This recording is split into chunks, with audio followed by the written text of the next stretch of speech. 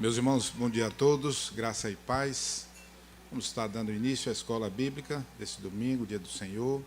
Quero pedir aos irmãos, os que podem, ficar em pé e abrir a palavra de Deus, Provérbios, capítulo 3.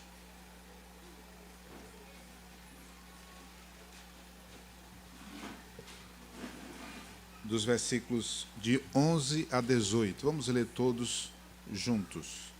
Provérbios 3,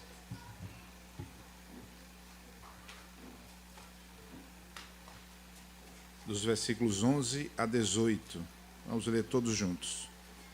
Diz assim a palavra de Deus: Filho meu, não rejeites a disciplina do Senhor, nem te enfadigues da sua compreensão. Assim como o pai ao filho, ao quem quer bem. Feliz o homem que acha sabedoria e o homem que adquire conhecimento, porque melhor é o lucro que ela dá do que a da prata, e melhor a sua renda do que o ouro do fino.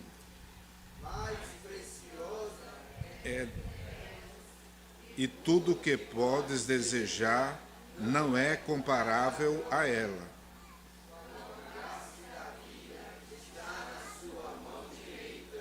Na sua esquerda, riquezas e honra. Os seus caminhos são caminhos deliciosos, e todas as suas veredas, paz. A árvore da vida para que se alcançam, e felizes são todos os que a retêm. Amém. Até o 18. Amém. Queria pedir ao nosso irmão, presbítero Edmilson, que ore ao nosso Deus nesse início de escola bíblica. Senhor, nosso Deus e nosso Pai Celestial, nós te louvamos, ó Deus, por tão grande amor. Nós o adoramos, nós o exaltamos, nós te louvamos porque o Senhor é merecedor de toda honra, toda glória e todo louvor. Te louvamos, ó Pai, pela liberdade que o Senhor nos dá de prestarmos culto ao Senhor. Como é bom, ó Pai, poder nos reunirmos como igreja e na comunhão, ó Deus, celebrarmos tão grande amor, celebrarmos tão grande salvação aplicada em nossas vidas pela fé, através da obra de Cristo Jesus na cruz do Calvário, o nosso único e suficiente Salvador, Redentor onipotente. Te louvamos, ó Deus, por esta manhã e colocamos, ó Deus, todos os atos deste culto diante do Senhor. Ó Pai, que cada momento seja dirigido pelo Espírito Santo, ó Pai, esclareça as nossas mentes, prepara os nossos corações, guarda os nossos pensamentos cativos ao Senhor, e que tudo o que fizermos aqui seja tão somente para a glória do Teu nome. Perdoa, Pai, os nossos pecados, cuida, Senhor, das nossas vidas, das nossas famílias, preserva-nos, ó Deus, diante de um mundo tão mau, tão ruim como nós vivemos nos últimos dias. Guarda a nossa fé, faça com que, ó Pai, possamos cada vez mais perseverar na Tua palavra, perseverar no amor, na comunhão, perseverarmos, ó Pai, na Tua vontade que é boa, perfeita e agradável. Muito obrigado por esta manhã. Abençoa cada irmão e irmã, cada criança que entra aqui, ó Deus, dentro dessa igreja. Ó Pai, o Senhor possa cuidar grandemente de suas vidas e que tudo, ó Pai, que for falado aqui seja para a glória do Teu nome e a Tua palavra pregada, ó Pai, que ela não volte vazia, mas faça o que lhe apraz e prospere naquilo para qual o Senhor designou as nossas vidas nesta manhã. Muito obrigado por tudo, nós oramos em nome de Jesus. Amém. Amém. Os irmãos podem sentar. Deixa eu chamar aqui a Maria Laura. Maria Laura. Chamar ela até aqui à frente. Vamos acompanhar a leitura sequencial. Livro do profeta Jeremias, quase não sai. Profeta Jeremias, capítulo 32, a partir do versículo 26 até o versículo 37. Vamos acompanhar essa leitura que a Maria Laura vai fazer.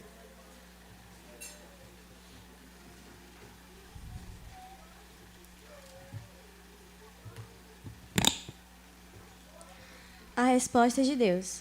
Então veio a palavra do Senhor a Jeremias, dizendo: Eis que eu sou o Senhor, o Deus de todos os viventes.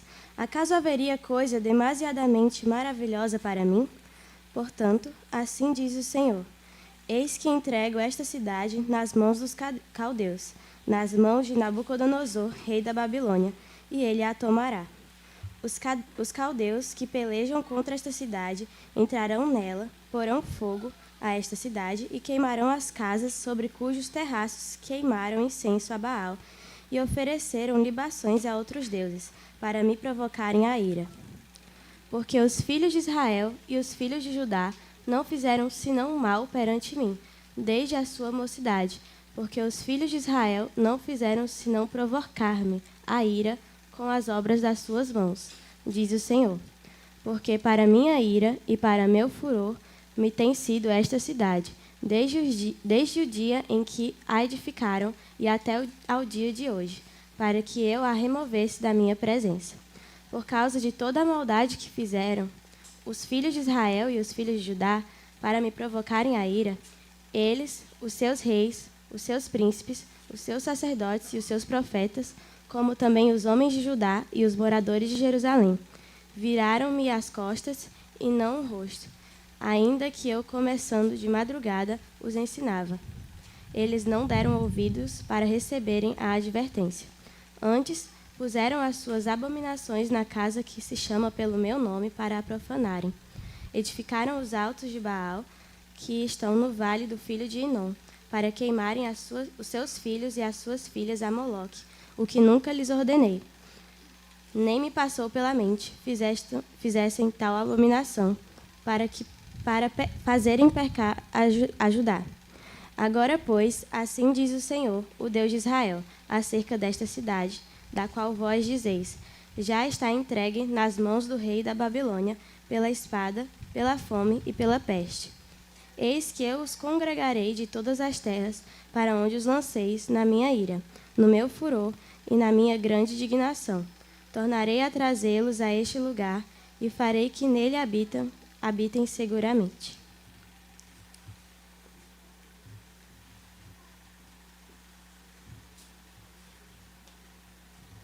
Obrigado, Maria Laura. Vamos agora cantar um dos nossos hinos. Você que veio preparado com o seu dízimo, sua oferta, participe trazendo até aqui à frente. Vamos louvar o hino que vai ser projetado.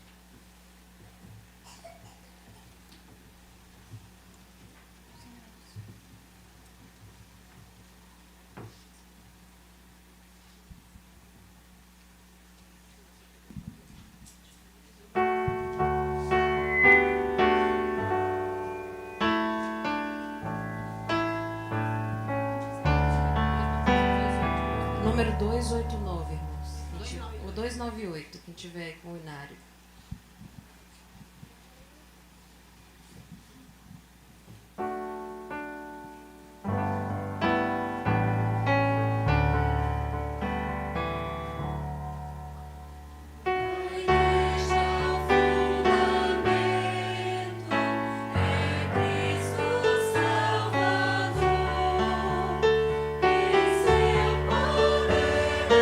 Descansa, é forte.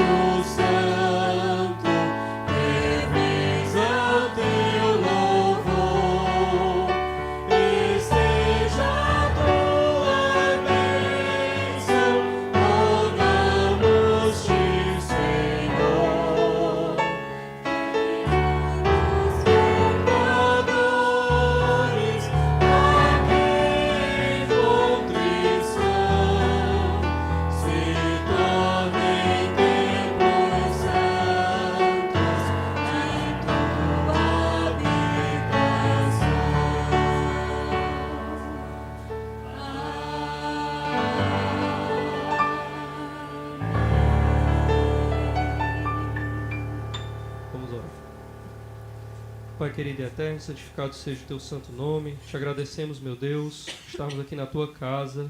Nesse momento, podemos participar das entregas dos dízimos e ofertas. Te agradecemos, ó Pai, pela vida de cada um aqui, as famílias que o Senhor levantou. Te agradecemos pelos recursos que o Senhor tem dado a essas famílias.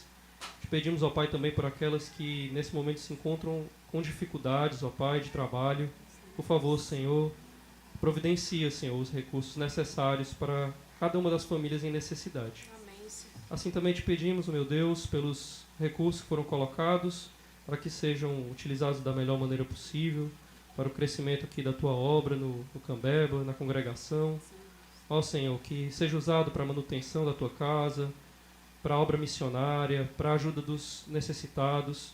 Enfim, Senhor, dá sabedoria ao tesoureiro e ao conselho desta igreja e os demais mantenedores. É o que te pedimos em nome do teu Filho Jesus. Amém. Amém.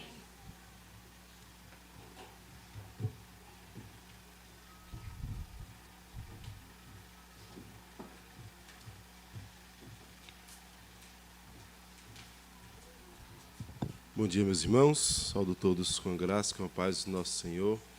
Nós vamos para a nossa palavra pastoral. Vamos ler juntos?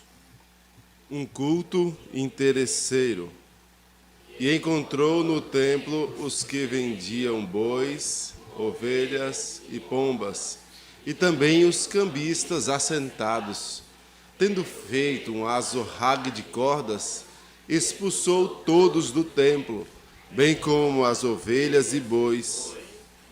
Derramou pelo chão o dinheiro dos cambistas, virou as mesas e disse aos que vendiam as pombas: tirai estas coisas, não façais desta de meu pai casa de negócio. João 2, 14 a 16. Vamos orar. Obrigado, Senhor, pela tua palavra. Mais uma vez pedimos que o Senhor nos instrua, que o Senhor nos dê entendimento, que o Senhor aplique esta palavra em nosso coração, que nos dê a graça, Pai, de não sermos meros ouvintes da Tua palavra. Livra-nos da arrogância, da apatia diante da Tua lei, mas nós queremos seguir os passos do nosso Senhor Jesus. Pedimos assim, Pai, crendo que o Senhor é poderoso para fazer em nós o querer e o realizar, sabendo que o Senhor tem, de fato, interesse no crescimento do Teu rebanho. Nos ajuda no nome santo do nosso Senhor Jesus. Amém, Senhor. Certa vez eu ouvi de um professor, na época do seminário, a ideia das construções de templos. E ele falando sobre templos em shoppings. Alguns devem ter visto um vídeo na internet sobre isso, eu vou mencionar logo mais. Mas eu lembro que, na época, ele mencionou que os shoppings, ou boa parte dos shoppings, foram construídos na sua estrutura com similaridades a templos. E teto alto, paredes largas, muita iluminação, como alguns templos faziam, templos antigos, com a ideia de fazer com que você pensasse na luz, pensasse em Deus. Então, muita iluminação,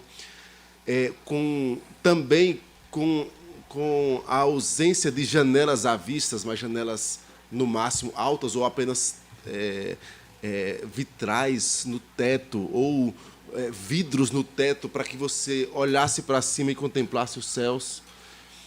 E a ideia era para mexer no seu senso religioso mesmo, ali dentro, você estar bem, se sentir conectado com algo que você não soubesse explicar o que era. Também a ideia da iluminação, tirando de você o caráter temporal, e você perde hora naquilo.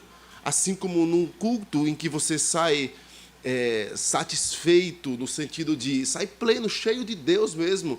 E a ideia é que você saia do shopping assim. Mas quem é o Deus ali a ser cultuado? Quem é aquele que não pode ser contrariado? Você. Você sai do shopping e a ideia era você sair de lá com as sacolas cheias, não a da alma, mas nas mãos mesmo. E você sai, agora sim, agora eu descansei. Aí sai, nessa semana ou na anterior, não me recordo exatamente, o inverso. Agora os templos estão tentando imitar os shoppings. E aí, na construção dos templos, lojinhas e os tipos de efeitos e detalhes lá que nós não precisamos tanto entrar. Mas o objetivo é o mesmo. O que os shoppings imitavam as igrejas na sua construção é para que você fosse o centro das coisas. Os templos os cultos estão imitando os shoppings para que você continue sendo o centro. E assim como você entra no shopping e sai satisfeito, você entra num templo e sai satisfeito e sai com a visão assim: ah, eu não gostei do culto hoje. Ah, eu gostei daquela igreja, porque aquela igreja ali, olha, você viu? Aquela igreja tem isso, tem aquilo. E nós perdemos a ideia de que nós vamos prestar um serviço de culto ao Senhor. Cristo, quando se achega diante do templo, ele fala sobre: a minha casa será chamada casa de oração.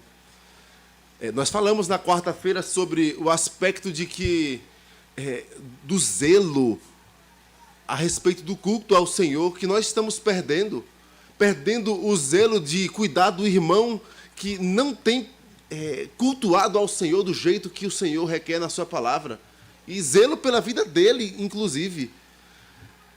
Irmãos, não tem como olhar para o cenário das igrejas e dos crentes de forma geral e não pensar que nós estamos repetindo o que aqueles homens cambistas estavam vivendo. Culto interesseiro. Vão para a igreja pensando em si. Vão para o culto, mas não pensando em adorar aquele que é digno de adoração, mas pensando em família. Ah, eu vou porque eu tenho amigos lá, eu vou porque eu tenho um cargo, eu vou por qualquer outro motivo para receber uma bênção de Deus. Irmãos, existe até coisas legítimas em alguns dos pontos. Sim, olha que alegria a comunhão dos santos, é alegria rever irmão. Você pode vir à igreja e suplicar ao Senhor bênçãos? Pode e deve.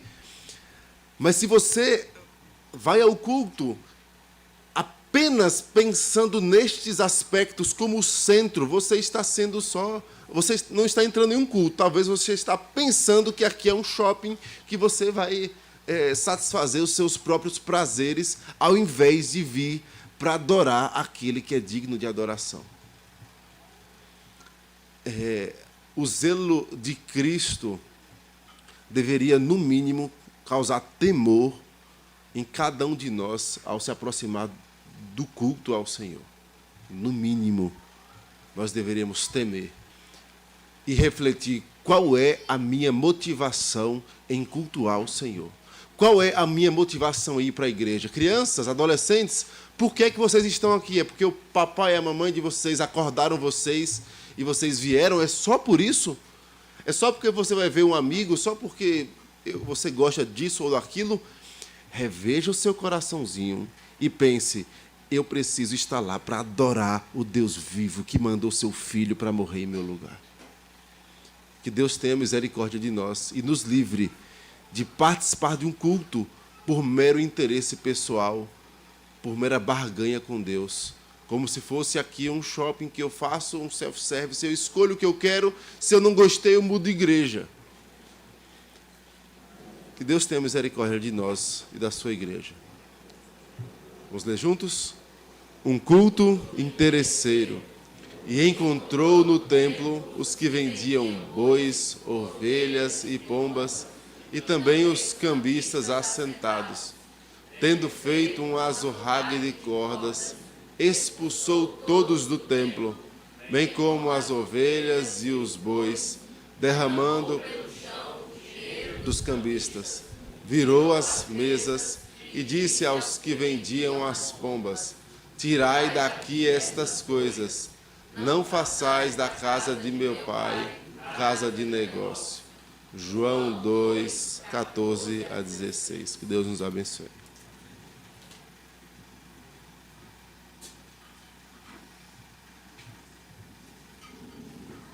Amém.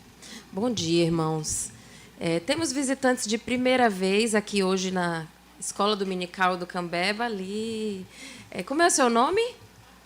Patrícia. Muito obrigada pela sua presença, Patrícia. Viu? Seja bem-vinda aqui conosco. E ali é a sua filhinha? Como é o nome? Helena. Oi, Helena. Seja bem-vinda aqui conosco também, viu? Mais alguém nos visita pela primeira vez agora na Escola Dominical? Não? Tá bom. Aos demais irmãos que têm vindo e são visitantes, muito obrigado pela presença de vocês, que o Senhor continue abençoando a sua vida. Temos aniversariantes agora pela manhã. Olha aí, hoje é aniversário da pequenina Eva. Não sei se ela já está por aí. No dia 5, aniversário de Gemima. Gemima eu já vi fazendo foto por aqui. Dia 6, Luziane, a Lu. Dia 7 é aniversário do Ian, filho do diácono Jailson. No dia 7 também, aniversário da irmã Nizam, que é mãe da nossa irmã Juliana Guimarães. No dia 8, Caleb Nunes de Oliveira, que é irmãozinho da Eva.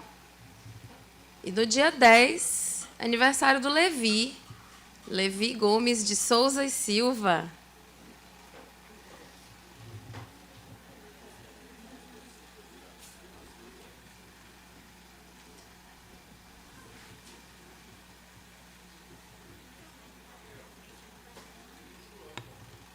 Verdade, é verdade. Eu tinha até registrado aqui. Tem o João também, que foi apresentado na semana passada e que fez aniversário essa semana. Então, ele tá ali. Pedi a ele que venha aqui. Alguém que está aqui conosco agora pela manhã faz aniversário essa semana ou aniversário de casamento. Se você faz aniversário, pode vir aqui à frente também para que possamos orar por você. Vamos agradecer. Carla. É mesmo, Carla. Foi essa semana. Vai ser dia 5. Já teve comemoração e tudo. Então, vai ser dia 5. Vamos agradecer a Deus pela vida desses irmãos. Senhor, nosso Deus e Pai, nós te agradecemos, ó Deus, pelo dom da vida, Senhor, pela vida em Cristo que Tu nos dás, ó Deus, e pela alegria, Senhor, que a Tua salvação nos dá, em podermos louvar o Teu nome e agradecer a Ti por tantas bênçãos, ó Deus, mesmo quando não merecemos. Ó Deus, muito obrigado pela vida de cada irmão que está aqui, Senhor.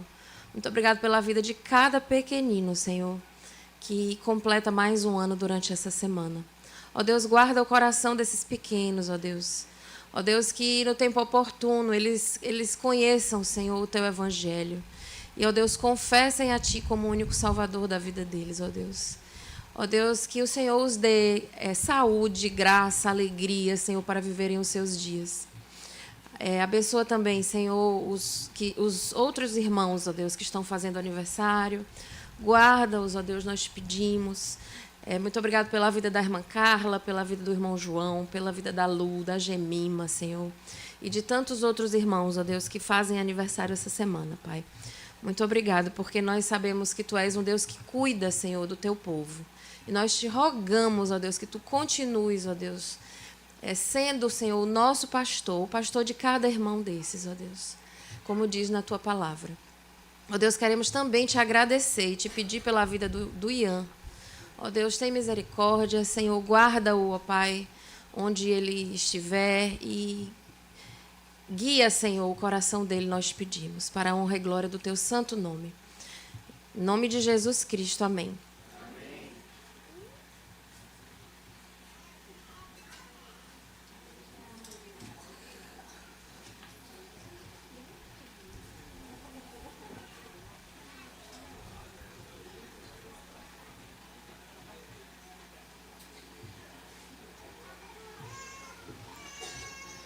Só para que a igreja saiba, assim, o irmão João é da congregação e a irmã Carla também, ela é a mãe dele. Tem muita gente nova chegando, né? Então, são irmãos que estão conosco lá na congregação do Eusébio.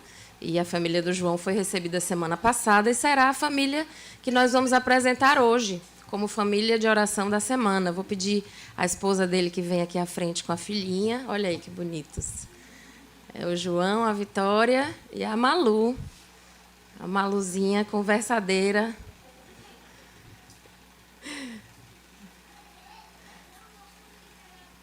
Amiga do Julinho.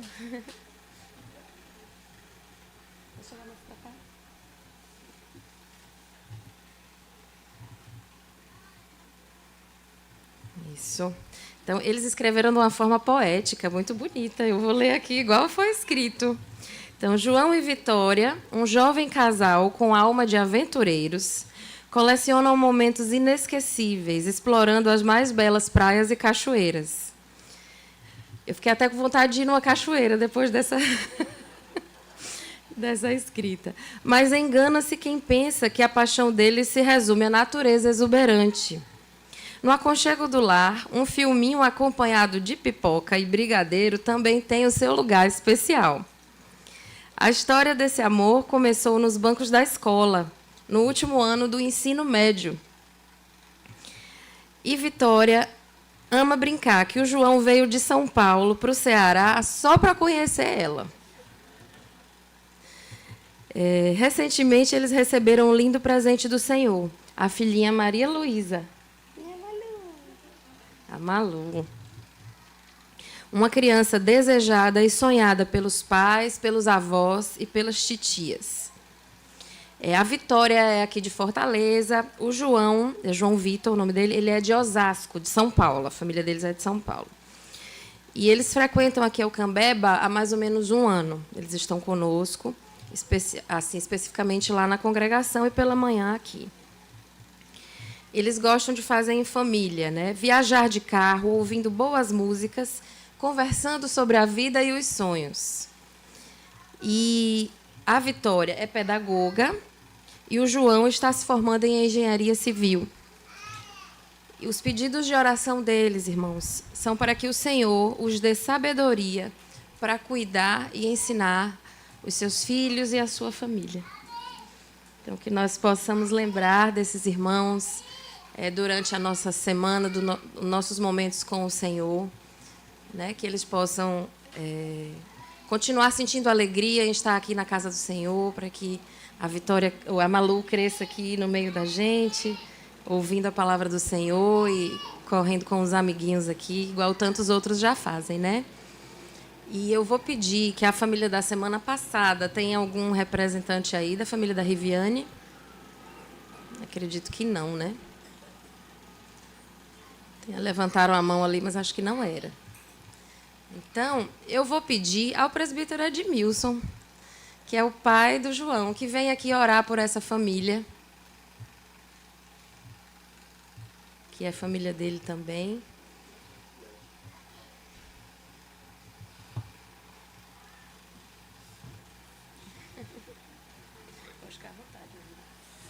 Senhor, grandes coisas, Pai, o Senhor tem feito por nós, por isso nós estamos alegres. Obrigado, Senhor, por esse tempo tão especial, tempo de celebração, tempo de comunhão, tempo também que a igreja conhece essa família, João Vitor, Vitória, Maria Luísa, a nossa família. Nós te louvamos, ó Deus, porque a nossa presença aqui, a presença deles aqui, está dentro do propósito do Senhor. João Vitor e Vitória colocam diante de ti, ó Pai, pedidos tão bonitos, ó Pai, pedindo sabedoria para poder caminhar com o Senhor, educar a sua filha, a sua família nos teus santos e retos caminhos. Pai amado, nós te pedimos que o Senhor os sustente com sabedoria mesmo, com graça, Deus, dê a eles a alegria de servi-lo em espírito e em verdade, de adorá-lo em espírito e em verdade. Pai, que essa família possa ser cada vez mais fortalecida, agraciada e abençoada pelo Senhor. Muito obrigado, ó Pai, pela vida do meu filho, da minha nora e da minha netinha. Como somos felizes com esse presente que o Senhor nos deu, a Maria Luísa. Usa a minha esposa, toda a família, ó Pai, para educá-la também, somarmos forças com os pais, a educar a Maria Luísa nos teus santos e retos caminhos. Obrigado por esta igreja.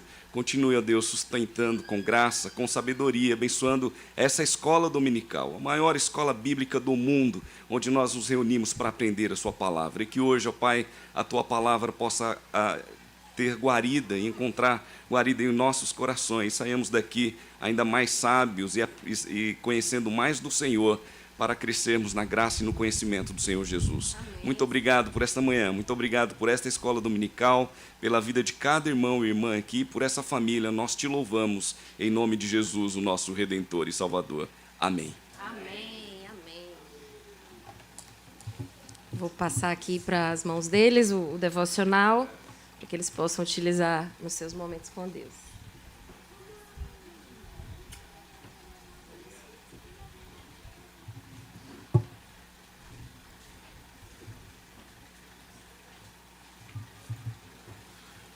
Antes dos avisos, nós vamos chamar as nossas crianças, que elas têm um ensaio ali atrás. Então, as crianças venham até aqui, para podermos estar orando por elas.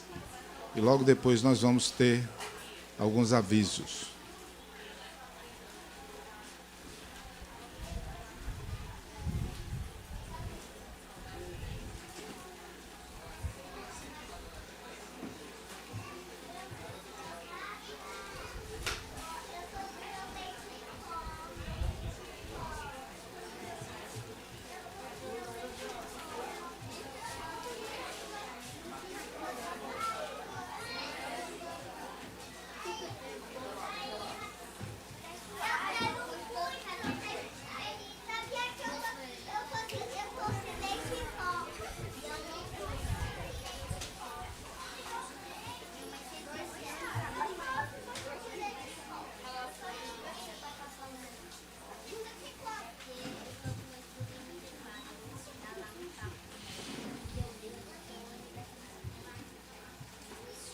Queria chamar o nosso irmão presbítero Fernando, que esteve viajando alguns dias, está de volta, e orar aqui pelas nossas crianças.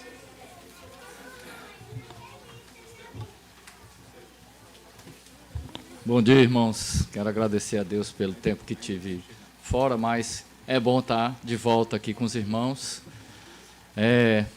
Faz muita diferença passar um final de semana fora daqui. E quando a gente está fora, é que a gente sente mais isso. Então, eu louvo a Deus pela vida da igreja e eu poder estar aqui nesse domingo aqui com os irmãos. Vamos orar, as crianças. Bondoso Deus, nós louvamos o Teu nome, Senhor, nesse dia. Agradecemos ao Senhor a oportunidade de estarmos aqui juntos, mais uma vez, sendo orientados pelo Senhor, sendo cuidados pelo Senhor, atendidos nas nossas dificuldades, Santo Deus, pela Tua Santa Palavra. Por isso nós pedimos que o Senhor nos ajude nessa manhã, que todo o nosso ser fique atento àquilo que vai ser pregado em cada sala, aquilo que vai ser falado, vindo da parte do Senhor. Por isso nós pedimos que o Senhor nos ajude a mim, meus irmãos aqui, e os nossos filhos, as nossas crianças, Santo Deus, que o Senhor as abençoe desde cedo, elas possam inculcar, Santo Deus, a Tua palavra nos seus corações, para que quando cresça não se aparte para nenhum dos lados, Santo Deus. Louvado seja Teu nome, porque temos a oportunidade de estarmos juntos todos os domingos, e de forma tão livre, tão liberal, podemos abrir a Tua palavra, falar do Senhor, aprender do Senhor, louvar o Teu nome, como já temos feito aqui nessa manhã. Tudo isso nós pedimos, agradecidos ao Senhor, em nome de Jesus. Amém.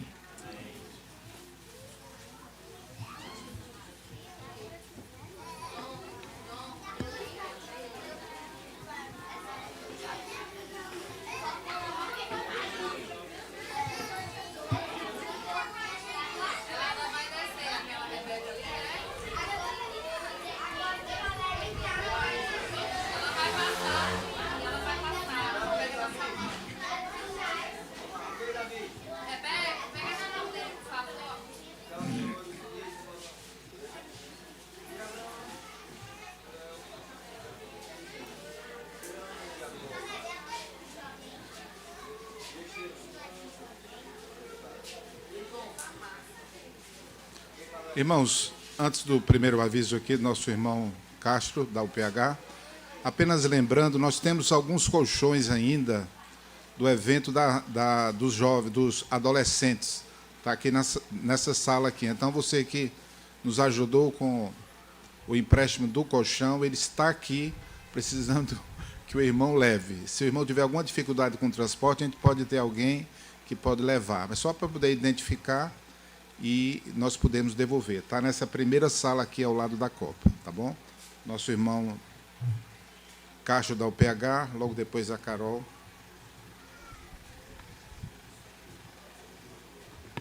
Bom dia, meus irmãos.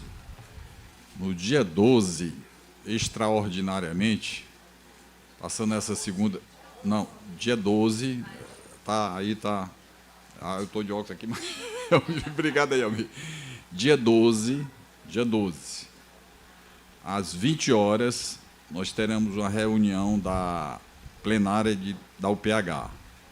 E um dos assuntos principais será o impacto evangelístico, que nós temos que decidir alguns detalhes, né? Por que não dia 11? 2 detalhes. Dia 11 já vai o outro aviso. Nós vamos fazer parte, vamos servir no lanche. E dia 11 também tem o Dia das Mães, né? Então, ficaria assim uma data muito corrida, cheia para a gente realizar uma plenária, né? Então, ficou marcado, bote aí na sua agenda, dia 12, online, às 20 horas. Tá bom, irmãos? Só isso. Obrigado. Bom dia, irmãos. Você piscou e nós já temos mais um chá de fraldas a caminho. Então, nem deu tempo de piscar, fala. Dia 18, daqui a 15 dias, a gente vai ter o chá de fraldas do Eliseu. O Eliseu é filhinho da Lise e do irmão Elson, irmão da Serena, da Vitória e do Marcos. Então, vamos estar juntos para agradecer ao Senhor que tem enchido a aljava deles, nos alegrar e trazer fraldas de tamanho MG no formato de após o culto. Então, temos 15 dias para nos programar, vamos anotar para não esquecer e nos alegrar com mais essa semente que o Senhor tem enviado para nós. Bom dia do Senhor para todos. Bom dia, irmãos, graça e paz. Tenho 2 avisos. Primeiro é sobre o impacto evangelismo. Deixa eu explicar novamente. Eu expliquei domingo, vou explicar hoje. O presbitério, né, com a Secretaria de Missões e Evangelismo, fez uma análise sobre os campos do presbitério, pontos de pregação, congregações, enfim, e chegou a uma conclusão e planejou que vai dar assistências a algumas congregações e pontos de pregações do presbitério. As igrejas do presbitério se unindo para que possam abençoar de uma vez a cada 2 meses, uma congregação ou ponto de pregação. E no dia 31/5, conhecido como o final desse mês, nós iremos ter às 14 horas, na congregação presbiterial Vila Velha, um momento de impacto evangelismo. O evangelho será pregado e também será ter um momento de ação social. E você que é psicólogo, advogado, médico, oftalmologista, dentista, fisioterapeuta, enfermeiro, ou que sabe cortar o cabelo, você possa chegar para mim, ao irmão Castro, a Eucilânio, ao Pablo, que eu quero ajudar de alguma forma, e nós anotaremos o seu nome e passaremos lá para o pessoal da secretaria. Se você também pode doar o quê? Bíblia. Eu não posso ir, pastor. Eu posso doar alguma coisa? Pode. Bíblia, roupas e calçados para bazar, cestas básicas, kit de higiene. O que é esse kit de higiene? Pasta, sabonete, escova, shampoo e desodorante. Ficou dúvida? Pergunte a mim, ao Pablo, a Eucilane e ao Diácono Castro, certo? Outro aviso. No dia 31/5 vai começar a classe de catecúmenos. Você que tanto estava esperando por esse momento, certo? Será no dia 31/5. Vai começar às 15 horas e terminará às 18 horas. Será tipo um aulão, serão 4 aulas nesse momento aí. E a ideia é o quê? Se reunir por um sábado a cada mês. Para quê? Para que você que vai participar da classe catecúmenos também possa participar da sua sala no domingo pela manhã, da EBD.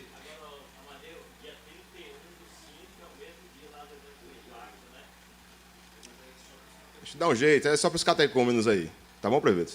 Viu? É porque o presidente falou, Amadeu, que no dia 31/5 é o mesmo dia do Impacto Evangelismo, né? Só que quem vem para esse dia aqui são os catecúmenos e o professor que dará a aula, certo? Será utilizado o livro Caminhando com Cristo, do pastor Ageu, certo?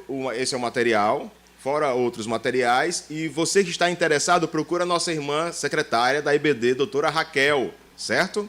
Raquel Correia.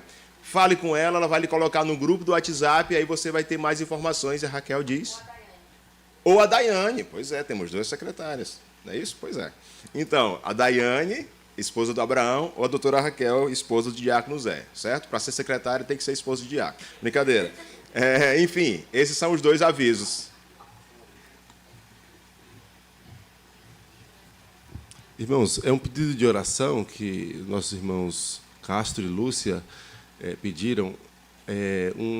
Uma parente da sua nora perdeu o bebê agora, nesta manhã. Quer dizer, perdeu o bebê já há uns 4 dias. Já estava já perto do parto, inclusive, e não podia fazer cesárea, né? Ficou esses 4 dias aguardando, e agora, pelas 5 da manhã, que o organismo teve o parto. Ela é crente, uma serva do Senhor, Juliana, já estava com 9 meses já. Juliana é o nome dela.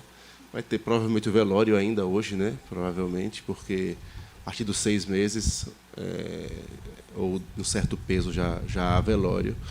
E é certamente uma dor muito grande, já na expectativa de parto. Nós vamos orar agora por Juliana, suplicando a bênção de Deus. O nome do marido dela? Ok, certo. É porque é primo da nora da Pauliana, isso.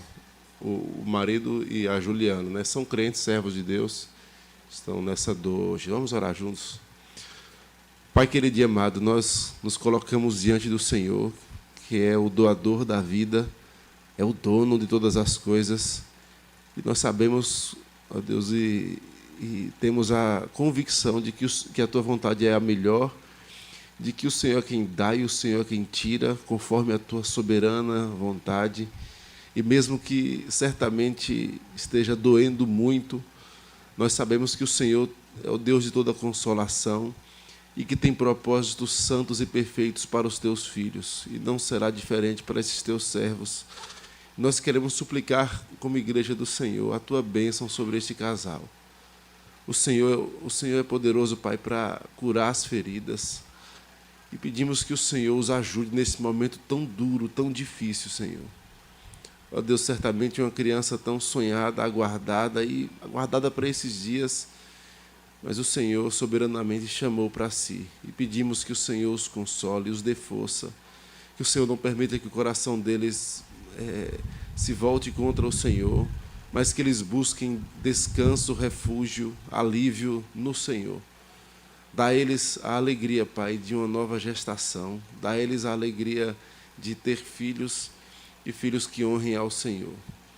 Tem misericórdia desta família, Senhor. Nós pedimos assim, no nome santo do nosso Senhor Jesus. Amém, Senhor. Amém.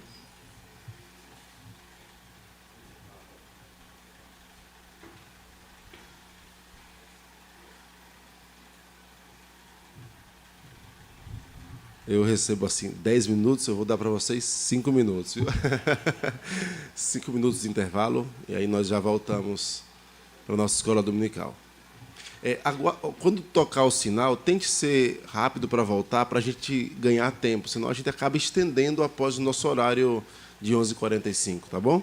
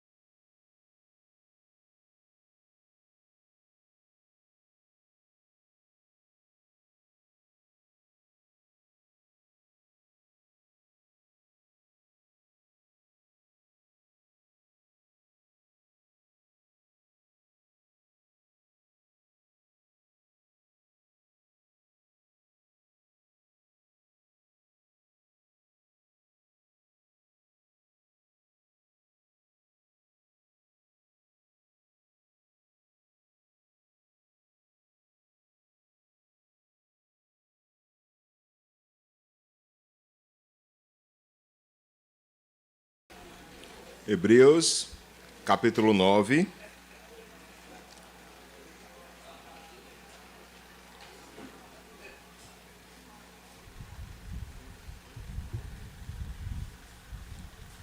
Hebreus 9, versículos 27 e 28.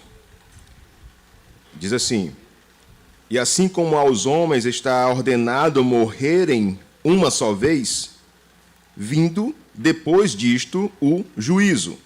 E assim também Cristo, tendo se oferecido uma vez para sempre para tirar os pecados de muitos, aparecerá segunda vez, sem pecado, aos que o aguardam para a salvação. Oremos.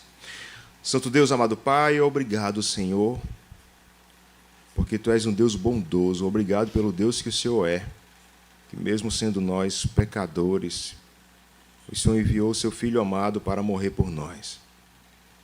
Que nesse momento de aula, que o Teu Espírito Santo nos ajude a compreender mais da Tua palavra. Nos ajuda, ser conosco. Te pedimos em nome de Cristo Jesus. Amém. Amados, o texto aí de Hebreus é bem claro de que o homem, né, e assim como aos homens está ordenado morrer uma só vez, vindo depois disto o juízo, certo? O que nós podemos perceber na palavra de Deus é que ela é a nossa regra de fé e prática, a maneira que nós devemos viver está nas Escrituras. E toda vez que o homem foge dessa linha, foge de viver contrário às Escrituras, dá errado. Tanto que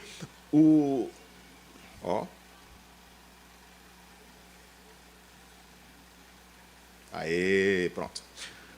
Tanto que o Senhor disse em sua palavra sobre a questão da necromancia, da consulta aos mortos. Contudo, algumas pessoas têm esse desejo lá desde o início de querer ter esse contato com os mortos. E aqui eu já adianto, não tem base bíblica para ter contato com os mortos, certo? Mas vamos chegar nesse ponto. O que o Senhor disse em sua palavra é, Levíticos 19, 31, não vos voltareis para os necromantes, nem para os adivinhos, não os procureis para serdes contaminados por ele, porque eu sou o Senhor vosso Deus. O que eu e você precisamos, o que todo mundo precisa é do quê? É da palavra de Deus.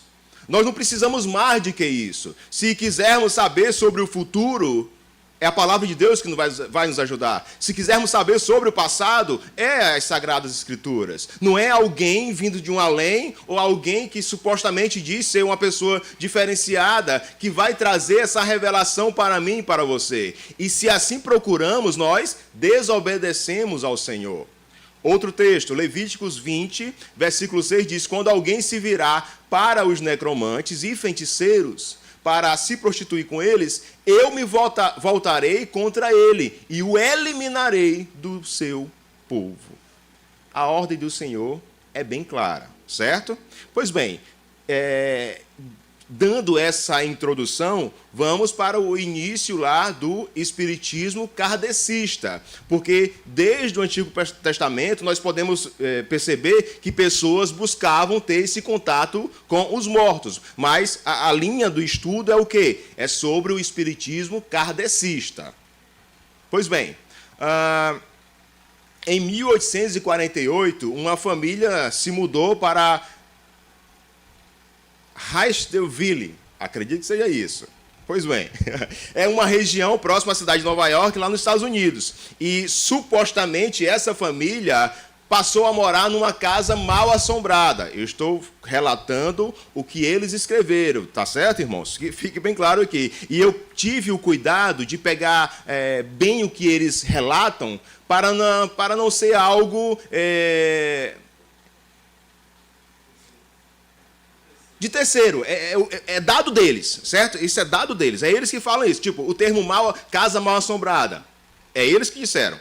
Pronto, vamos continuar. Aí uma família, né, a família Fox, era composta por quem? Por um marido, uma esposa e as duas irmãs, Margaret e Catherine. o casal tinha outra filha, só que mais velha, não sei se era casada ou vivia com outra família, eu não sei. Mas na casa era marido, esposa e as 2 filhas. E o mistério de começar essa questão do espiritismo é que essas 2 adolescentes, elas viam mesas girando e elas ouviam pancadas na casa. E a pancadas tipo estalos de dedos, certo? E isso iniciou com uma brincadeira. Elas começaram brincando entre elas e chamaram a atenção dos pais, e os pais ficaram encantados com aquela situação, porque elas que faziam com que essas mesas girassem, os dedos estalassem e os pais não percebessem, porque era um truque, certo? E ali elas descobriram também que, para colaborar com essa questão mística, de que um morto chamado Charles Ryan, ele foi assassinado naquela casa, né, na suposta casa mal-assombrada. E ele morreu, aí trouxe um tempero a mais para essa história, né, que foi relatada. E como é que funcionava? Os espíritos respondiam afirmadamente com um toque. Vamos supor, fulano de tal vai morrer no ano 2000. Aí aparecia do nada um estalo, certo? Ou então, fulano de tal vai morrer no ano 2000. Aí, não, era uma resposta negativa. Ela tinha um truque nos pés, certo? Fazia com que esse barulho fosse alto e todo mundo ficava procurando onde seria esse barulho, certo? E nisso, a casa da família Fox começou a ficar lotada. Era o assunto da cidade. As irmãs Catherine e Margaret. Catarina e Margaret, vamos usar o nosso termo. Catarina e Margaret. Elas fizeram esses truques e a cidade, né, ali chamou a atenção do povo. E essas irmãs ficaram populares, e o próprio os seguidores do espiritismo kardecista tratam elas como as precursoras, certo? E Allan Kardec, ele foi aquele que desenvolveu aquilo que essas irmãs executaram lá atrás. E é tanto que o terceiro Congresso Internacional de Espiritismo, digamos, comparado ao nosso Supremo Concílio aqui, da Igreja Presbiteriana, o terceiro Congresso Internacional de Espiritismo, reunido em Paris no ano de 1925, aprovou por unanimidade a proposta de quê? Erigir um monumento em frente à casa antiga da família Fox, certo? O que acontece? Passou um período, uma das irmãs, a Margaret, ela voltou atrás. Ela falou em um jornal lá do dia, lá de Nova York, que era um truque, que era mentira. Aquela situação, toda aquela história, ela relata para esse jornal que era um truque, era uma fraude, certo? Ok.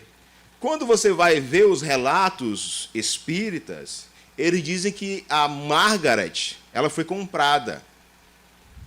Ela foi comprada. Ela voltou atrás porque ela recebeu uma quantia ou um bem, não sei. Mas os espíritas, eles têm isso em mente. Não, ela foi comprada.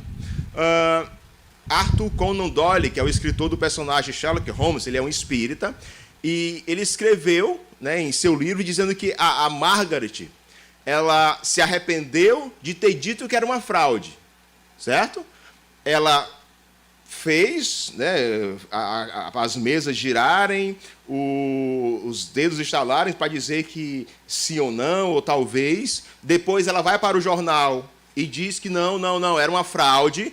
Aí agora ela se arrepende de ter dito que era uma fraude. Mas assim, amados, quando foi mostrado lá no jornal do dia, foram enviados 3 médicos. E os médicos viram ela estalando os dedos.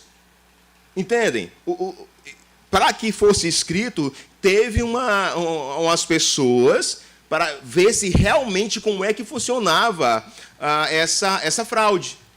Aí fica essa interrogação aí que os espíritas dizem que não, ela foi enganada, ela foi comprada, e a história que mostra que não, que tiveram médicos que viram a trapaça que elas faziam em relação a mesas giratórias e em relação ao estalar do dedo, certo?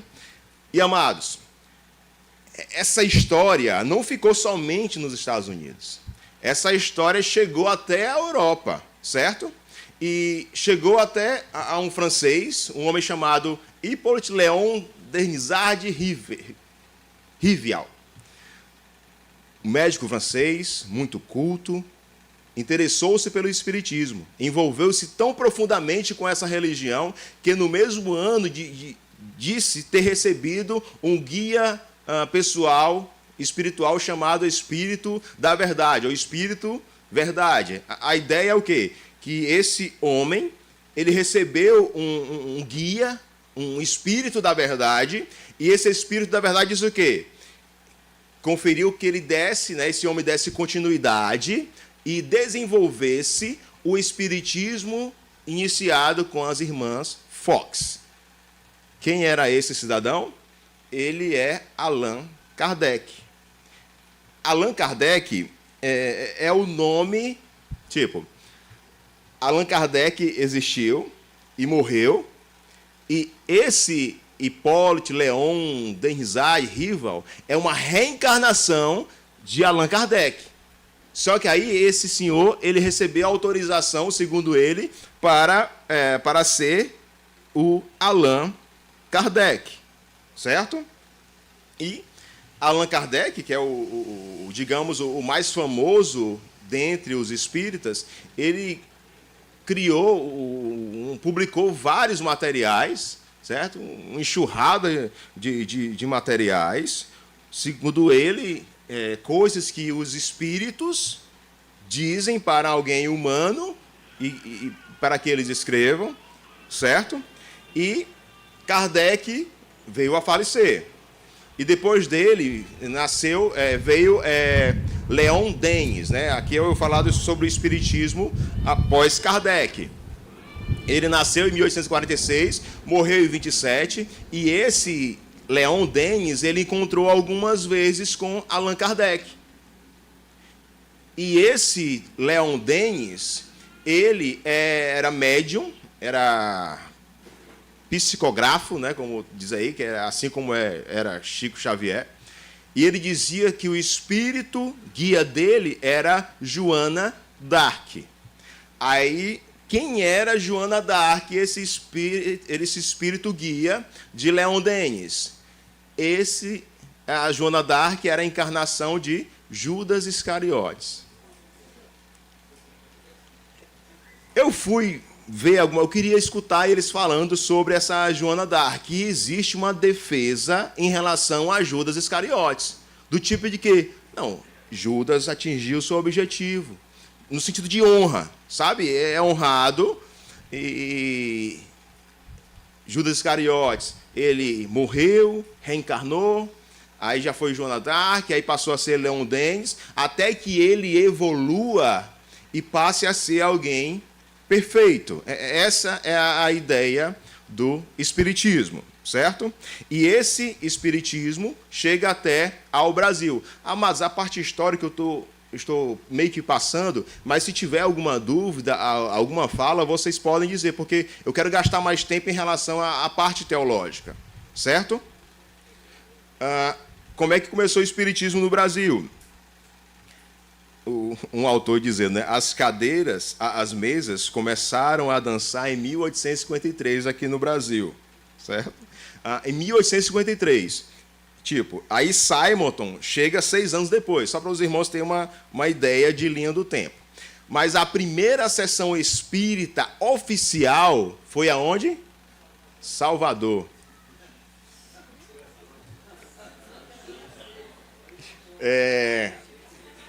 E foi em 1865, né, um bom tempo depois. Eles chegaram, estruturaram, né? E um senhor chamado de Luiz Olímpio Teles de Menezes, ele foi quem dirigiu esse momento de reunião espírita, certo? E esse homem também formou um grupo familiar de espiritismo. Hoje no Brasil, aí é uma fala deles, tá bom? É fonte deles. Estima-se que 15 milhões de espíritas existem no Brasil. E que existem 15 mil centros espíritas em atividades que são filiados à Federação Espírita Brasileira, né? E são acompanhados em cada estado existe uma federação. Aqui eu estou falando da Federação Espírita Brasileira. Existem outros ramos, enfim, outras ramificações em relação ao espiritismo. Sobre a questão de mídia, né, a influência deles na sociedade. Eles têm trabalhado muito em relação à questão de mídia. Só esse site que eu utilizei aí, que é o da Federação Espírita Brasileira, do Brasil, enfim, tem quase mais de 2 milhões de seguidores, mais de 2 milhões de inscritos, certo? E eles divulgam muito, eles fazem fazem reuniões, e algumas delas são ao vivo, né?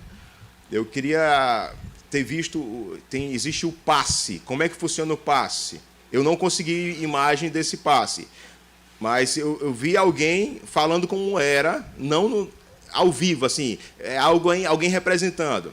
É no sentido de que a pessoa fica em pé, aí o médium fica perto dela e ele faz como se estivesse tirando coisas ruins da pessoa. Esse é o passe, tirando, né?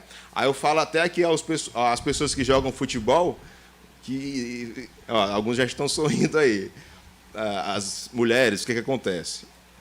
Alguns jogadores de futebol, quando passam muito tempo sem fazer um gol, aí quando eles fazem o gol, eles fazem, sabe, como se tivesse algum encosto nele, e você percebe crentes fazendo essa... Aí a gente tira essa origem aí, de onde é essa retirada de espíritos ruins, né? Segundo Crispim, tirando a nhaca, né? de não fazer gol. E é isso, certo? Esse funciona o passe. E no culto também tem a questão... Que culto? Na reunião de espírita, tem uma palestra, certo? É uma palestra voltada... A base são os livros de Allan Kardec e os livros espíritas. Eles falam da Bíblia bem longe, e quando falam... E é isso, existe uma oração, e eu vi algumas orações que eles oram, tipo, em nome de Bezerra de Menezes, né, que é uma rua bem famosa aqui em Fortaleza, que foi um espírita, em nome de Bezerra de Menezes, em nome, enfim, dos espíritos passados. Cristo, a gente vai tratar sobre o que eles pensam sobre o Senhor Jesus lá na frente, certo? Pastor, existem acertos? Amados, eu tenho até medo de dizer se o menos ruim, que é a questão da ação social, se é um acerto. Não, porque até para a sociedade em si traz benefício, certo? Fato, isso aí ninguém discute. Mas eles fazem isso com um propósito de caridade, de bondade, porque para eles a caridade é o que os levam à salvação, o que os fazem progredir, né, espiritualmente. Enfim, até aqui tranquilo, que eu vou começar a falar sobre as equívocos e heresias. Pastor?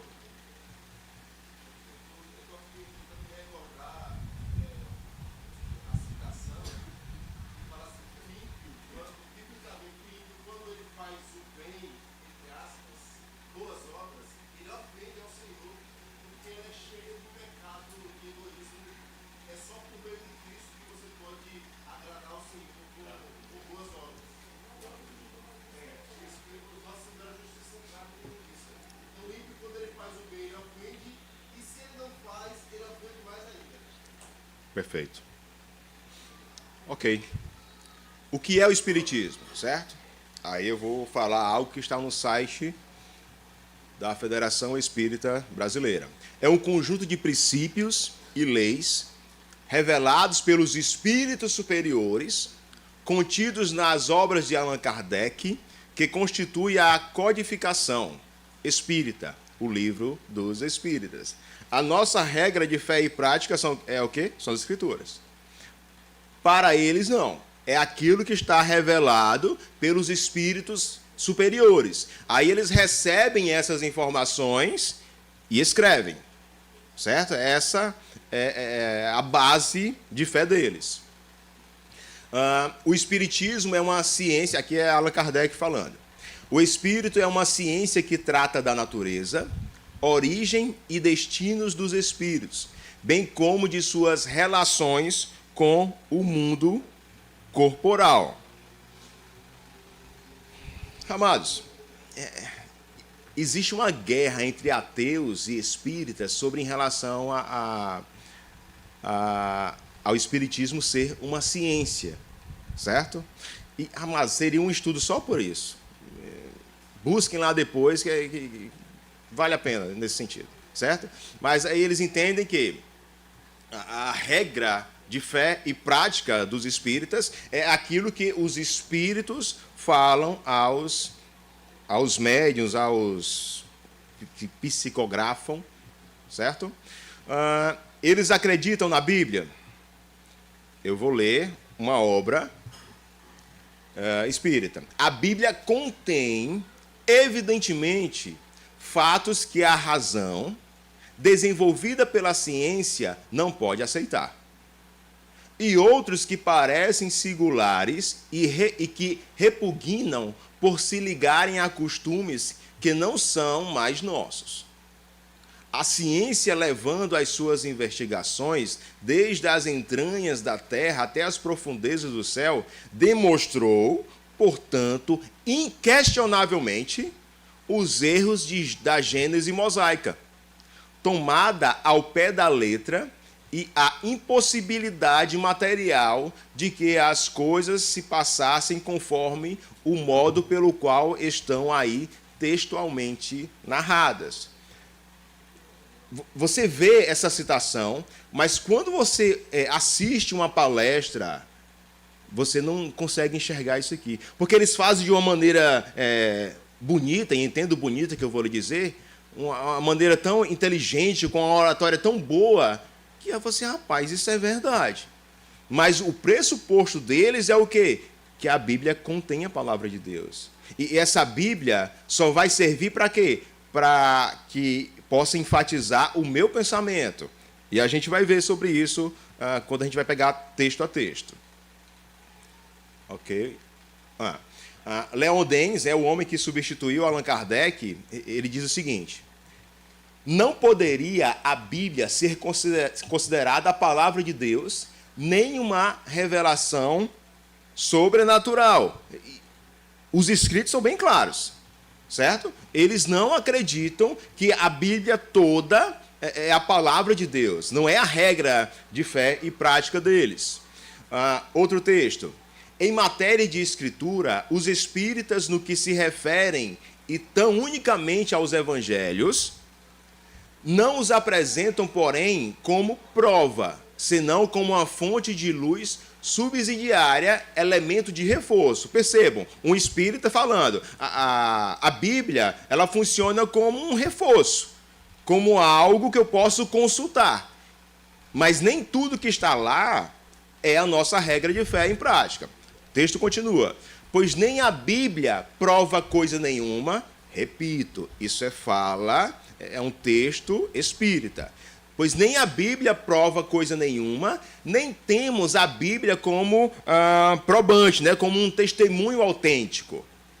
O espiritismo não é um ramo do cristianismo como as demais seitas cristãs.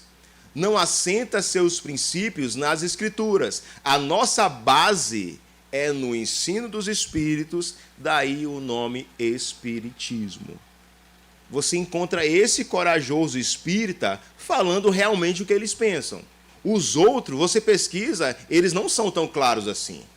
certo?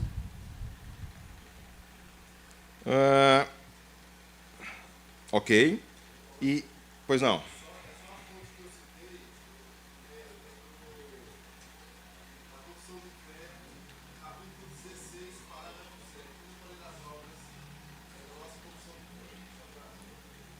Amados, até aqui, tem como dizer que os espíritas são nossos irmãos?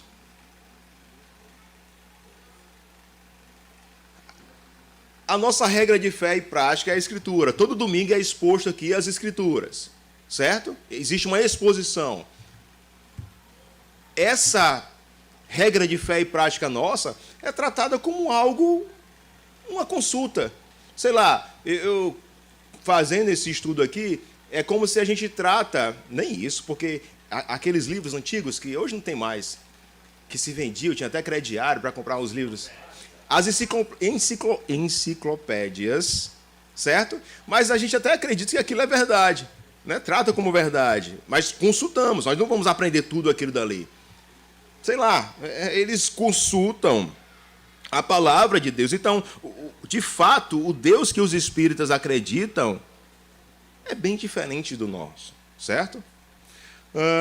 O Espiritismo diz que, aqui é Allan Kardec falando, que Deus não se comunica com homens senão por intermédio dos espíritos puros encarregados de transmitirem suas vontades.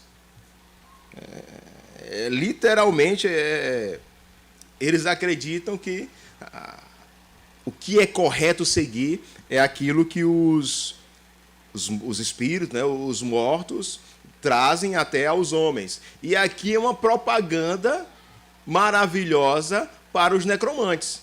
Eu fiz assim, aqueles que pastaram a cabeça aí, eu fiz assim. Porque eles influenciam as pessoas a não ler as Escrituras. Mas o quê? A buscar esses autores e a buscar ter contato com os mortos. Percebem isso? E isso acaba trazendo uma propaganda ao trabalho dos necromantes, né? Você vai no local, está lá no poste, irmã fulana traz a pessoa amada, irmã fulana vê o seu futuro. Agora imaginem eu e você. Imagina nós perdermos alguém que nós amamos, nós ficamos sensíveis. Agora imagina alguém que... E nós temos o temor de Cristo, nós temos o Espírito Santo em nosso coração. Mas aqueles que não têm, que sentem saudade das pessoas que amam, estão sensíveis. Quando elas descobrem que existe uma possibilidade para que eu possa conversar com alguém que eu amei, eles vão e fazem. Por mais que seja uma possibilidade, eu vou. Que pode ser ou não, mas essa possibilidade eu vou ter. E é isso que eles pegam muitas pessoas, por esse sentimento de sensibilidade, certo? Ok. Aí agora eu vou falar sobre reencarnação. O que é a reencarnação? Repito, isso aqui está no site deles. Trata-se de um mecanismo regulador da evolução do espírito, por meio do qual o homem vive muitas existências corporais sucessivas. Resulta desse princípio que a alma, depois de haver deixado o corpo, ela toma outro corpo. E, em outras palavras, que ela reencarna em novo corpo. Os espíritos reencarnam tantas vezes quantas forem necessárias ao seu aprimoramento. O objetivo da reencarnação é a evolução. Imaginem, a ideia é o quê? Vamos pegar 2000 anos antes de Cristo. As pessoas morrendo e ressuscitando. Mas não era para ter tido já uma evolução, não? Porque se eu olho para a sociedade que eu vivo, rapaz, sociedade perversa. Não é diferente do que é relatado na Escritura. Não é. Eu não consigo ver essa evolução. Não consigo. Certo? Outro ponto em relação à reencarnação. Eles acreditam que nessa evolução, né? Aí, tipo, vamos supor, você chega no pastor Timóteo. Pastor Timóteo, aí se aconselha e tal, o pastor Timóteo diz, você deve melhorar nisso, e lógico, olhando para a Escritura, você deve viver em santidade. Sabe esse erro aí que você está cometendo? Você tem que olhar para a Escritura e deixar esse erro. Existe algo que o pastor Timóteo visualizou no irmão, e esse irmão tem que se dedicar para que ele possa se assemelhar a Cristo. Você sabe o que tem que melhorar. Agora, então, vamos lá. Eu nasci, eu não sei quem foi, segundo eles, quem eu reencarnei, como é que eu vou saber se eu vou evoluir? Se eu fui, sei lá, eu não sei. Ninguém sabe o que aconteceu na vida anterior, para que possa, eu vou me dedicar nisso. Nós temos a palavra de Deus, que nos mostra como devemos progredir no Senhor, né, para que venhamos a nos parecer com o Senhor Jesus. Mas o Espiritismo não. O Paulo levantou lá atrás, só um instante, que faz tempo que ele levanta e eu estou falando. Paulo, por favor.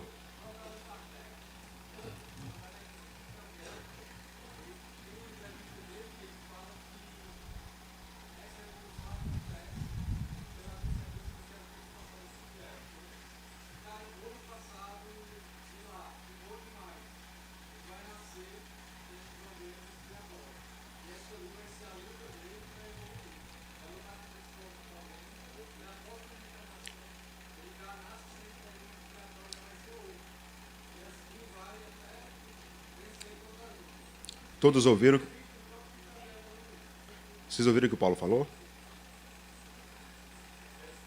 No sentido da reencarnação, né, de que ele diz que tem segundo Paulo, não o apóstolo, mas o Paulo da Dorothy, existe uma entrevista do Chico Xavier, né, o espírita, em que... Agora bugou. Existe essa questão da evolução, né? E tipo assim, vou me usar como exemplo. Eu não acredito, irmão, por favor. Eu reencarnei e a pessoa anterior a mim bagunçou, foi tudo. Aí essa pessoa, eu estou pagando pelo que ela fez, certo? E nisso eu vou evoluir no que a pessoa fez, só que eu tenho mazelas. Aí essas mazelas minhas serão passadas para as pessoas que vão reencarnar lá na frente, certo? É nesse sentido que Paulo, não o apóstolo, está falando. Ok. Vamos evoluindo, vamos progredindo. O princípio da reencarnação ressalta, aliás, de muitas passagens das Escrituras, encontrando-se especialmente formulado de maneira explícita no Evangelho. Allan Kardec diz que a reencarnação está nas Escrituras. E ele fala, aliás, encontrada especialmente de maneira explícita. E diz que de maneira explícita você pode encontrar a reencarnação no Evangelho do Senhor. Pois bem, eles tratam a questão, a pergunta, João Batista é a reencarnação do profeta Elias? Eles dizem que sim. João podia, pois, ser Elias encarnado. Baseado em quê? Baseado em Mateus 11, do versículo 11 ao 15. Vamos ao texto. Em verdade vos digo, entre os nascidos de mulher, ninguém apareceu maior do que João Batista. Mas o menor do reino dos céus é maior do que ele. Desde os dias de João Batista até agora, o reino dos céus é tomado por esforço, e os que se esforçam se apoderam dele. Porque todos os profetas e lei profetizam até João. E se o quereis reconhecer, ele mesmo é Elias. Então, a ideia é que João Batista é a reencarnação de Elias segundo a visão espírita. Irmãos, como é que a gente faz em relação à interpretação bíblica? A gente pega a Bíblia e interpreta por ela mesma. Não é isso que nós fazemos? Pois vamos pegar outro texto aqui. Falamos do texto lá de Mateus 11, de 11 a 15. Vamos ver o próprio João Batista respondendo ao doutor Kardec. Olha o texto. Este foi o testemunho de João, quando os judeus lhe enviaram de Jerusalém sacerdotes e levitas para lhe perguntarem: quem és tu? Foi feita essa pergunta a João Batista. Aí ele confessou, versículo 20, ele confessou e não negou. Confessou: eu não sou Cristo, certo? Essa é a primeira premissa. João Batista disse que não é Cristo. Então lhe perguntaram: quem és, pois? És tu Elias? João Batista responde: não, eu não sou. Então, se Allan Kardec tivesse olhado para as Escrituras, ele ia entender que o próprio João Batista diz: não, eu não sou Elias, certo? Eu não sou Elias. Aí ele diz: eu sou a voz que clama no deserto, endireitarei o caminho do Senhor, como disse o profeta Isaías. E amados, em que sentido o João Batista era Elias? No sentido de que ele cumpriu um ministério parecido com o de Elias, certo? Em que sentido? Vestimenta. João Batista se vestia como Elias. João Batista exerceu uma atividade em contato com o Rio Jordão e com o deserto, assim como Elias. João Batista falou contra o rei Herodes e sua amante Herodias, assim como Elias falou contra o rei Acabe e sua esposa Jezabel. Por fim, João Batista pregou arrependimento a todo o povo de Israel, também como fez Elias. Pastor, é só isso? Não. Amados, Elias morreu, o profeta Elias morreu. O profeta Elias foi para o céu sem passar pela morte física. E não tem que ter uma morte física para reencarnar? Como é que o profeta Elias vai reencarnar se ele não teve uma morte física? Não é isso que os espíritas ensinam? Para que eu reencarne, eu devo morrer fisicamente, certo? Esse é o primeiro ponto. Segundo ponto, é que o profeta Elias apareceu conversando com Jesus no Monte da Transfiguração. Texto que foi bem discutido aqui na semana anterior. E se João Batista era Elias, vamos lá. Se Elias, João Batista é a reencarnação de Elias, certo? Então, quem era para aparecer era João Batista, não Elias. Como é que vai ter dois corpos, duas almas? Como terão dois Elias? Certo? Não tem como, mas eu já afirmei lá no início que não tem esse contato com os mortos. Aqui é só para a gente ir mostrando biblicamente, certo? Outro texto que os espíritas utilizam como base bíblica para a reencarnação. João 3,3. A isto respondeu Jesus: em verdade te digo, se alguém não nascer de novo, não pode ver o reino de Deus. Eles tratam o nascer de novo como encarnar de novo. Então está lá, Nicodemos chegando no Senhor Jesus, aí, segundo ele, o Senhor Jesus diz: se você não encarnar de novo, você não pode ver o reino de Deus. E nós sabemos que não é isso. O Senhor Jesus está falando a Nicodemos sobre o renascimento espiritual, certo? Como o texto lá de Efésios 2:1 nos ajuda. Ele vos deu vida, estando vós mortos nos nossos delitos e pecados. Então, se eu não nascer de novo em Cristo, se eu não for transformado em Cristo, eu não posso ver o reino de Deus, certo? Mas aí, o que acontece? Nicodemos também pensa sobre o nascimento físico, tanto que ele pergunta, versículo 3, perguntou-lhe Nicodemos: como pode um homem nascer sendo velho? Né? É algo físico. Nicodemos acreditava em algo físico. Pode, porventura, voltar ao ventre materno e nascer uma segunda vez? Essa é a pergunta. Aí o Senhor Jesus responde: em verdade te digo, quem não nascer da água e do Espírito não pode entrar no reino de Deus. O que é nascido da carne é carne, e o que é nascido do Espírito é Espírito. Então, o Senhor Jesus teve que esclarecer que era um renascimento espiritual, não era um nascimento físico, certo? Tranquilo, amados? Vamos em frente. Vou falar sobre mediunidade.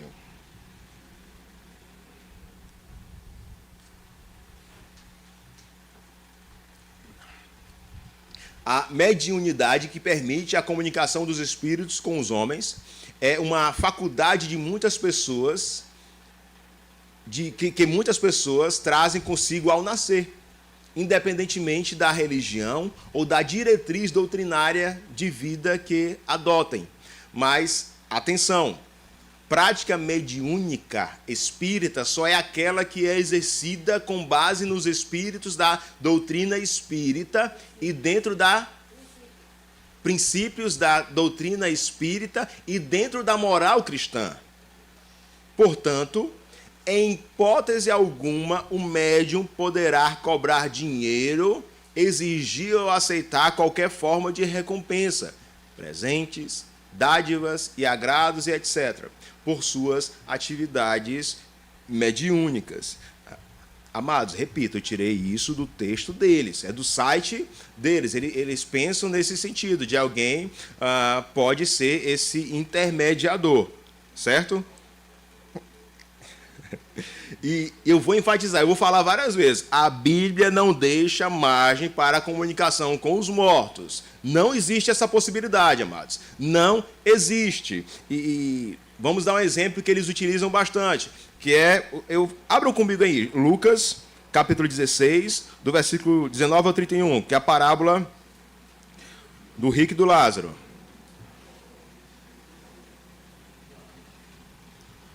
Lucas, capítulo 16, do versículo 19 ao 31.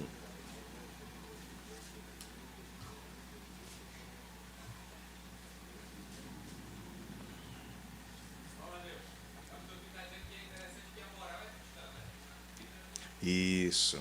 A moral é cristã. Sem Bíblia.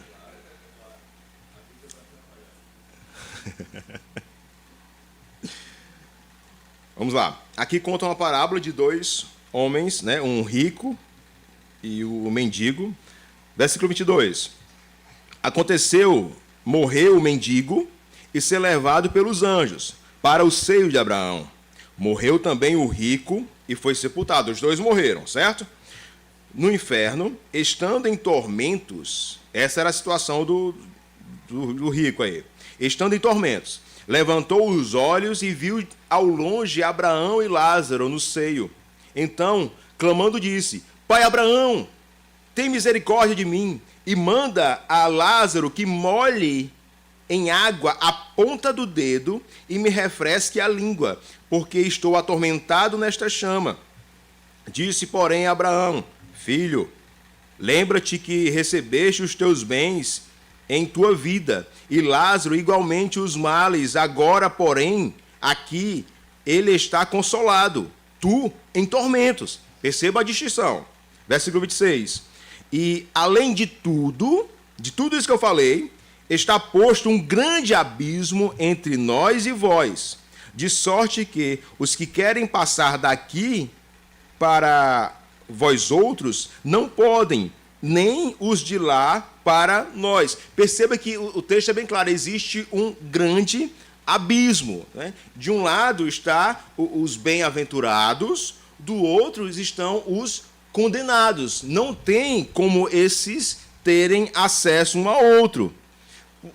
Aí, o que acontece? Não tem como atender esse pedido do rico, a questão de molhar. Né? Não tem como é que Lázaro vai sair lá, bem-aventurado do céu, e ir para o inferno, poder dar esse auxílio ao rico, certo? Hendricks comenta: cruzar de um lado para o outro é, portanto, absolutamente e eternamente impossível. Esta é uma representação simbólica muito gráfica e inesquecível da irreversibilidade, da sorte de uma pessoa depois de sua morte. O abismo tinha o propósito de tornar impossível a passagem de um lado para o outro. Só que aí o que acontece? O rico faz outro pedido. Olha aí embaixo no versículo 31. Abraão, porém, Desculpa, versículo 30. Mas ele insistiu: não, pai Abraão, se alguém dentre os mortos for ter com eles, se arrependerão. Qual é o sentido aqui? Ele tinha 5 irmãos, certo? O rico tinha 5 irmãos, e ele pede a Abraão: Abraão, envia lá alguém para poder pregar aos meus familiares. Quem sabe eles vão se arrepender. Porque, tipo, o rico estava na condição lá sofrendo. Ele é bem claro, atormentado. Aí ele diz: envia alguém morto lá para falar com eles, para falar, sei lá, qual é a minha situação. Envia. A resposta de Abraão, versículo 31. Se não ouvem a Moisés e os profetas, tampouco se deixarão persuadir, ainda que ressuscite alguém dentre os mortos. A ideia é o quê? Eles têm a Escritura, eles têm a Bíblia, eles têm a palavra. Não tem necessidade de enviar alguém morto, eles já têm tudo. Eles não precisam de uma nova revelação, eles não precisam de alguém, de um espírito sendo enviado para falar sobre isso. Eles não precisam. O texto é bem claro, amados. Então, o Espiritismo, vamos lá, vocês conseguem enxergar abertura para que possa existir essa comunicação entre mortos, baseado na Escritura? Não tem, amados. Não tem. Outro texto que eles utilizam é o texto que o pastor Timóteo vai dar um estudo daqui a um mês sobre 1 Samuel, capítulo 28, do versículo 7 ao 19, certo? Abram comigo, por favor. Eita, nem dá. Vamos lá, a gente vai trabalhando aqui, mas podem abrir. Abram comigo aí, por favor.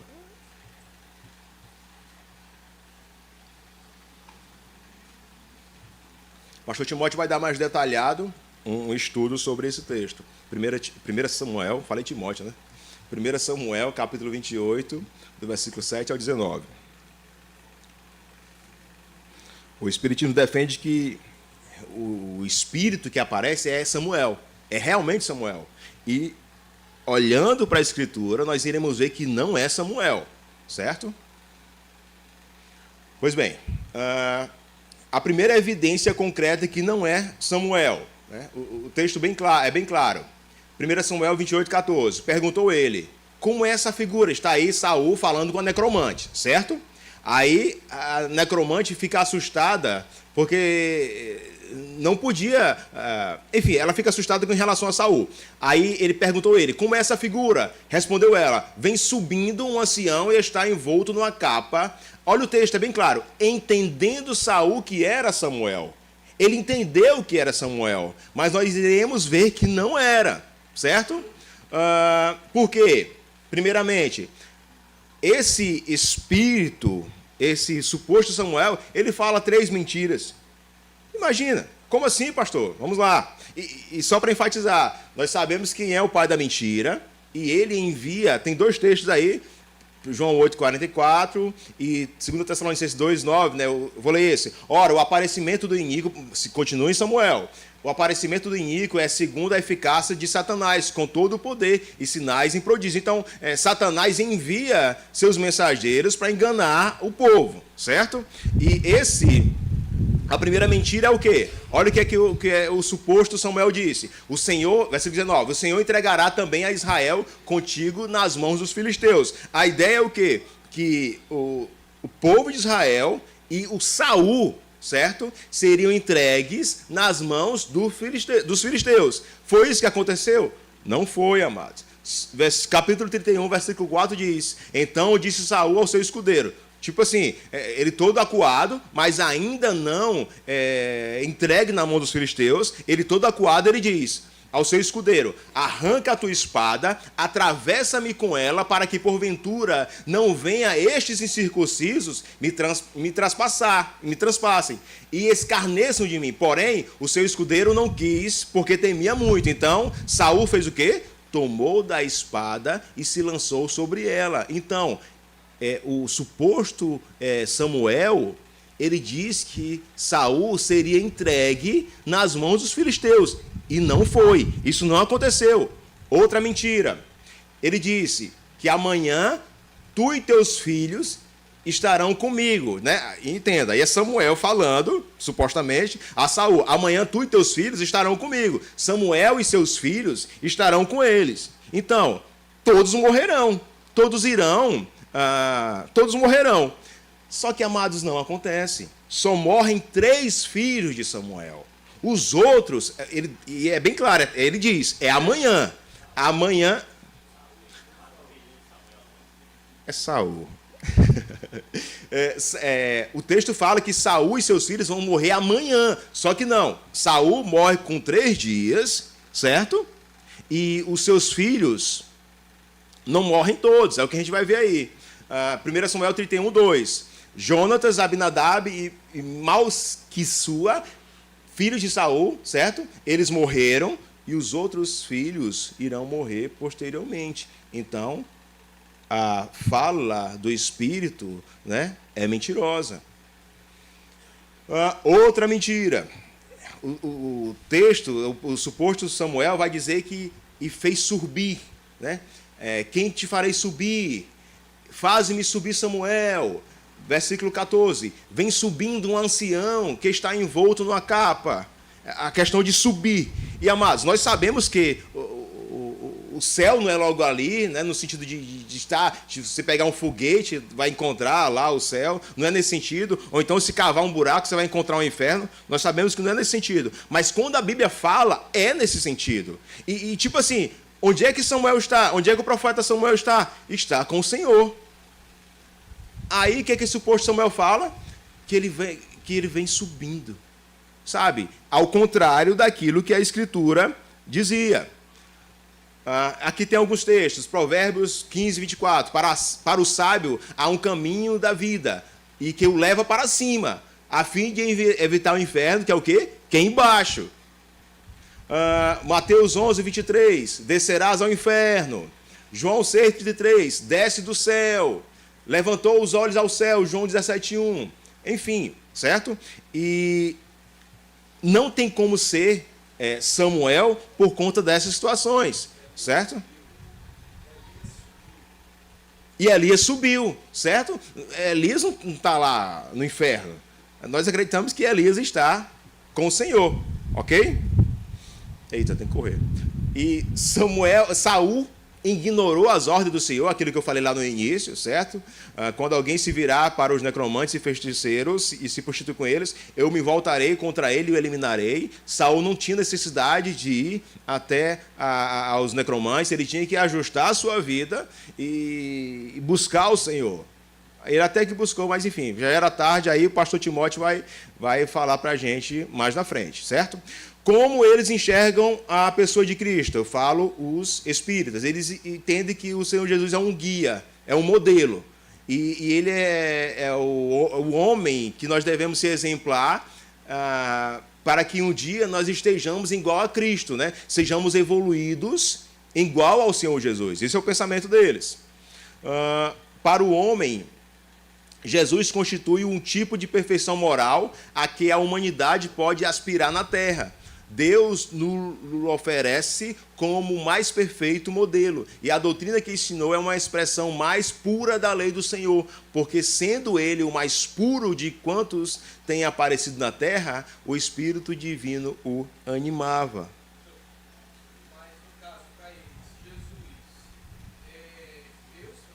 É o que você vai ver agora. Não. Eles acreditavam que... Tá aí, eu vou ler um texto dele. Primeiramente, é preciso notar que as palavras citadas são de João, em relação a João 1, né? Que diz, no princípio era o verbo, e o verbo estava com Deus, e o verbo era Deus.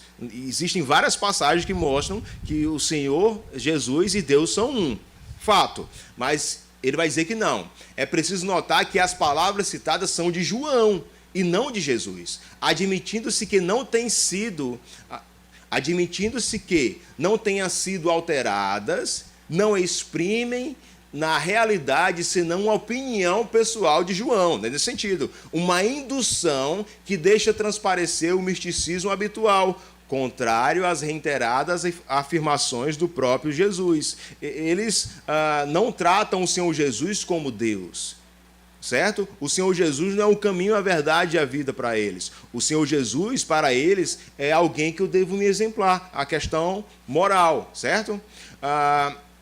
Sobre a questão que eu falei, né? Fora da caridade não há salvação. É o lema do livro de Allan Kardec, o Evangelho segundo o Espírito. O caminho para a salvação não é Cristo. O caminho para a salvação é o quê? A caridade. Fora da caridade não há salvação. Como eles enxergam a pessoa de Cristo? A missão de Cristo não era resgatar com o seu sangue os crimes da humanidade. O sangue, mesmo de um Deus, não seria capaz de resgatar ninguém. Cada qual deve resgatar a si mesmo. Então, eu não preciso de Cristo. Eu preciso, quando eu me reencarnar, eu possa evoluir e seguir as falas espíritas. Certo? Aí, ok, em relação a Cristo, o que eles pensam de Cristo? Ok. Outra pergunta, o Espiritismo revela algo novo? Eles acreditam que sim, que os Espíritos revelam conceitos novos e mais aprofundados, sobretudo, a respeito de Deus, do universo, dos homens, enfim, sobre dor, sofrimento. Esquece as Escrituras, se você precisa de algo mais. Beto.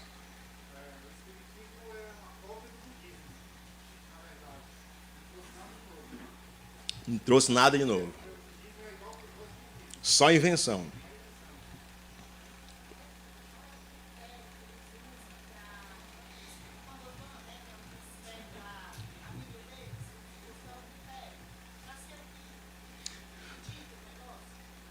A Lúcia perguntou como é definido o cânon espírita.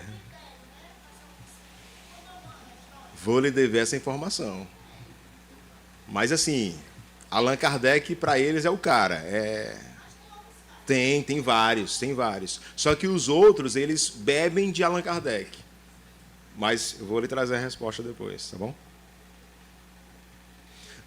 Onde vivem e o que fazem os espíritos desencarnados? Além do mundo corporal, a habitação dos espíritos encarnados, que são homens que existem em um mundo espiritual. A ideia é que eles acreditam que espíritos estão em outro mundo, trabalhando, evoluindo, certo? Existe um mundo corpóreo e existe outro mundo que é só os espíritos, eles estão lá. Quem teve a novela A Viagem, né, que é bem antiga, que contava bem essa história de que existia lá a vida terrena e lá existia outro espaço onde os espíritos ficavam vivendo, certo? Esse é o pensamento espírita. É isso. Até aqui. Alguma questão? Ariosto Júnior, por favor.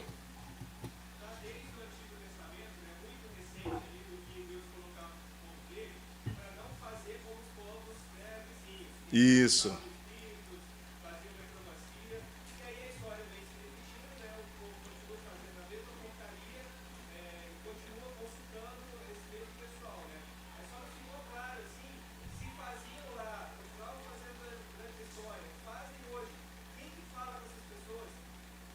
Quem que fala? Os espíritos? De quem?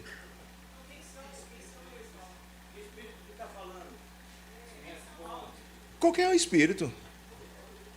É qualquer um.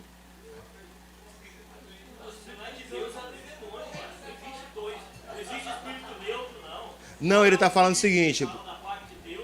Isso, mas está falando o seguinte, de que tipo, Allan Kardec, Joana d'Arc, cita nomes, não é isso, Ariosto?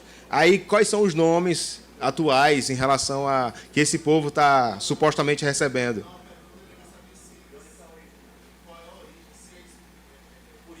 Tá, é demônio, são demônios, eles recebem demônios.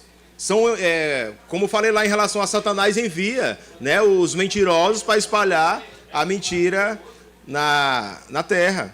E para nós, qual é a aplicação para nós? Gente, nós temos que evangelizar esse povo. Nós temos que falar de Cristo para esse povo. Nós temos que mostrar que realmente quem Cristo é. Ele é perfeito, é alguém que nós devemos viver conforme ele viveu, fato. Mas nós também devemos falar a essas pessoas que Cristo morreu pelos nossos pecados, que ele é Deus, que ele entregou a vida por nós. Porque isso faz toda a diferença, sabe? Entender do Salvador, entender que Cristo é o nosso Salvador. Presbítero.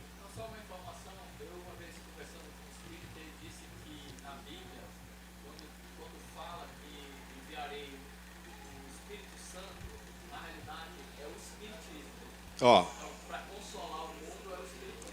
o presbítero Fernando falou que quando, conversando com o espírita, o texto que fala, né, que o Senhor, eu enviarei um espírito, segundo esse Senhor, diz que está enviando esse espírito, demônio, para consolar, né? É isso que o texto fala, que o Espírito Santo vem para nos consolar, mas para os espíritas não. Esse espírito, esse demônio, vem para consolar e não consola ninguém, só atrapalha as vidas das pessoas. Caleb.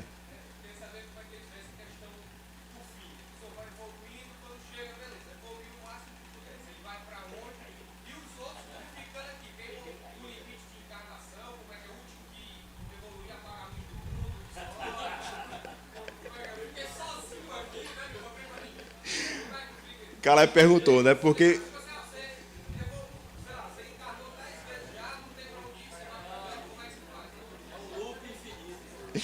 Caleb perguntou em relação a tipo, você vai ficar reencarnando, quando é o fim disso, certo? Vou ficar devendo essa resposta. Não tem o fim, não existe o fim. Isso. Adélia.